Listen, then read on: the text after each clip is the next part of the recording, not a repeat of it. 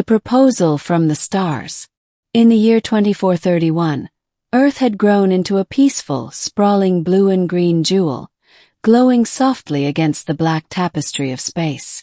It had become a multicultural and multi-species haven since first contact 2 centuries ago. Earth's government no longer ruled alone. It now shared governance with the United Planetary Assembly, a council formed by intelligent species from dozens of systems. Jace Fallon, a xenolinguist and cultural analyst stationed at the Terran Alliance Embassy on Cinder Prime, preferred the quiet life. At 32, he had a reputation for being level-headed, deeply observant, and, unfortunately, terminally single. His peace was shattered when High Princess Veltari of the Sindari, the ruling caste of the luminous bioluminescent species native to Cinder Prime, entered his life like a solar flare. Veltari stood over 6 feet tall, with skin that shimmered like liquid crystal, hair that cascaded like ribbons of fiber-optic silk, and eyes that shifted from violet to teal based on her emotional state. Her family ruled the Sindari planetary empire, and she was next in line to ascend the moon throne. Her first words to Jace, during a formal diplomatic event, weren't the expected pleasantries. "I have studied your customs. You are single, compatible, emotionally resilient. I have chosen you," she said with full Sindari confidence. "You will marry me." Jace blinked. He hadn't even finished his wine. "Pardon." Veltari tilted her head. "Did I speak your language incorrectly?" "No, it's just, I don't even know you. I have observed your psychological profile. I find you optimal." She wasn't joking. He'd reviewed the Sindari customs before. Their noble class didn't engage in courtship as humans did. They selected mates based on compatibility matrices, family status, and strategic goals. Veltari, apparently, had run his profile through some ancient bio-matching algorithm and decided he was the one. "You're very flattering, Princess," Jace said carefully, "but I don't think I'm interested."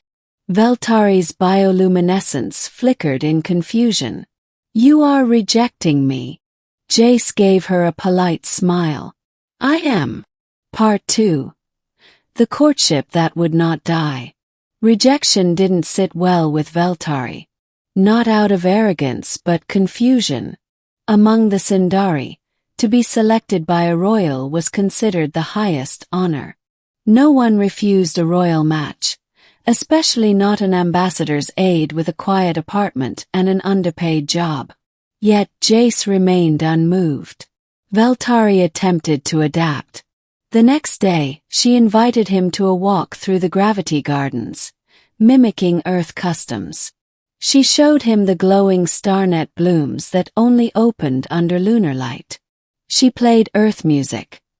He could tell she'd painstakingly analyzed romantic songs from the last 5 centuries. When that failed, she brought him gifts. An ion pearl from the asteroid tides, a neural composition encoded in a Sindari love language, and even a homegrown Terran coffee plant. She dressed in Earth-inspired attire, complete with a vintage leather jacket she'd commissioned from a Martian fashion collective. "You humans enjoy persistence," she said after her 3rd attempt. "I am being persistent." "You're also not listening," Jace replied. "It's not about whether I like you. It's about choice. You're trying to earn me like a reward." She looked genuinely baffled. "That is how your mating rituals function, is it not?" "No. At least, not the good ones." Veltari's glow dimmed slightly. "I don't understand. I am offering my empire. Raybon. My heart, if such a thing can be said of me." Jace sighed. "You don't know me." "Not really. You've studied my resume. Not my soul."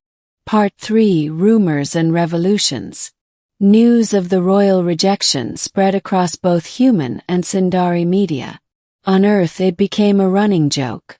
Talk shows ran segments like 10 Reasons You Might Be Like Jace Fallon, the man who turned down a space princess.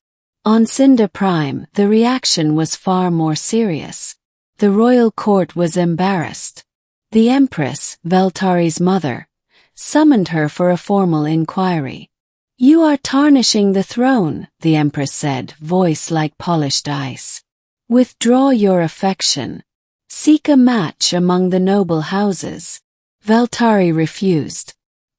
"He is honest and therefore worthy." "Then why has he refused you?"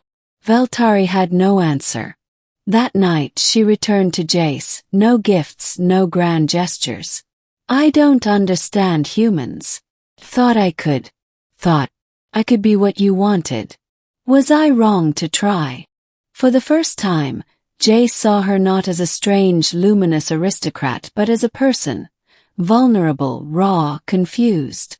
Struck something in him. "You weren't wrong to try," he said softly. "You were wrong to assume." She sat beside him in silence for a long while. Her glow dimmed to a soft aquamarine. "Then teach me." Part 4. The Long Learning. Over the next several months, Jace and Veltari entered a new phase. No more proposals. No more titles. She joined him at community centers, observing how humans laughed, argued, forgave. They watched old Earth films. She cried watching The Iron Giant and asked dozens of questions about sacrifice. He took her to his mother's home in New San Francisco, where Veltari nervously cooked a human meal. It came out fluorescent and rubbery, but she tried. Jace's mother whispered after dinner, "She's strange, but she really cares." Veltari, in turn, introduced him to parts of Sindari society few humans had ever seen. Underground art communes where emotions were expressed through color pheromones, symphonic mind-sharing rituals, and ancient caverns where the original royal bloodlines had meditated under crystal moons. They laughed more. And somewhere between cultural exchanges and shared vulnerabilities, Jace found himself beginning to care. Still, he didn't ask her to marry him. Not even when she stopped asking. Part 5. The Incident. One day, on a diplomatic trip to the icy colony of Thalex, their shuttle was attacked. A splinter faction, anti-integrationist Sindari extremists, believed Veltari had betrayed her bloodline by courting a human. They stormed the diplomatic compound. Veltari fought back.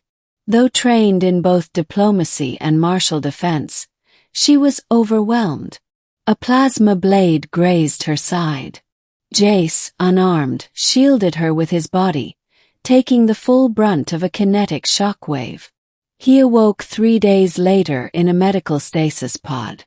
Veltari sat beside him, bruised, half-bandaged and silent. "You saved me," she said quietly. "You've been saving me since the day you showed up," he replied, his voice weak. "I just didn't know it. I almost lost you." Jace smiled faintly. "You almost had me." Part 6. The Answer. After the incident, Jace was offered a diplomatic commendation. Veltari was elevated to heir presumptive, with the backing of her people, her bravery having silenced even the harshest critics. But the question loomed between them still, unspoken but heavy.